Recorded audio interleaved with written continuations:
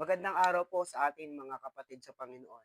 Madalas ba tayo mag-pray bago kumain o bago matulog at 'pag meron tayong mga pangangailangan, tsaka tayo nagpe-pray? So, pero ang question, taimtim ba tayo nananalangin?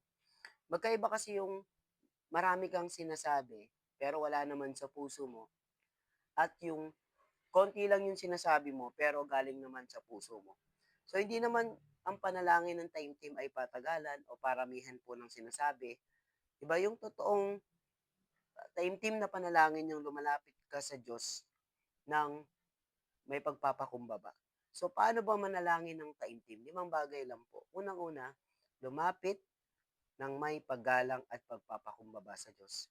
Sabi po sa unang Pedro 2:4, lumapit kayo sa Kanya.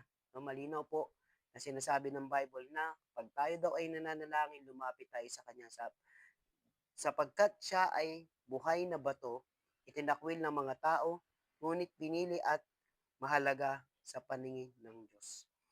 At sabi po sa Bible, no, sabi sa Bible, God opposes the proud and give grace to the humble. At makikita po natin yan sa Bible, na lahat ng mga taong lumalapit sa Diyos, including Moses, including Abraham, no, Jacob, lahat ng mga tinawag ng Panginoon sa Bible ay meron silang reverence to God. Meron silang paggalang sa Panginoon. Even yung mga psalmist na sa Bible ay nakita po natin na lumalapit sila sa Panginoong Diyos ng mayroong paggalang at may pagpapakumbaba. So, inyo po unang-una na kung gusto po nating taimtim ang ating panalangin, lumapit po tayo sa Diyos at magpakumbaba. So, pangalawa, maging tapat at totoo, huwag magpanggap. Sabi po sa unang Kronika 28:9, ikaw, O Diyos, ang sumusubok ng puso. Ikaw yung nakakakita, yung sinasabi po ng Bible. Means, no, pwedeng hindi nakikita ng tao yung puso mo, pero nakikita ng Diyos yung panalangin mo. Sabi niya, at nalalaman ang pag-iisip ng tao. Biro natin, no, nalalaman ng Diyos kung ano yung iniisip natin, kung ano yung mga wino-worry natin. Kung malungkot tayo, alam ng Diyos. Kung masaya tayo, alam ng Diyos. Kung meron tayong pinagdadaanan, sure na sure, alam na alam po ng Diyos yan. Kaya maging tapat at totoo, huwag magpanggap. Sabi niya, tell God exactly how you feel. So, ayun yung pangalawang bagay na para maging taimtim tayo sa pananalangin. So, pangatlo, manalangin ng may pananampalataya. 'Di ba? At walang pag-aalinlangan. Sabi sa Hebreo 10:22, lumapit kayo ng may tapat na puso at lubos na nananampalataya. Means walang alinlangan. Hindi ka nag hindi ka nagdududa sa mga panalangin mo according sa will ng Panginoon. Kung lumalapit ka sa Diyos ng tapat ka at tapat na buong puso at lubos na nananampalataya sa Diyos, sabi nga, no, sasagutin ng Diyos ang panalangin mo. Kung ikaw ay naniniwala mismo sa Diyos at alam mo na ito'y naaakma sa kalooban ng Diyos, ang iyong panalangin, for sure, sasagutin ito ng Panginoon according sa kanyang will at sa kanyang timing. So, pang-apat, mag-focus ka sa Diyos, hindi lang sa mga needs mo. So, importante yun, yung nagpo-focus tayo sa Diyos, hindi lang sa mga kailangan natin.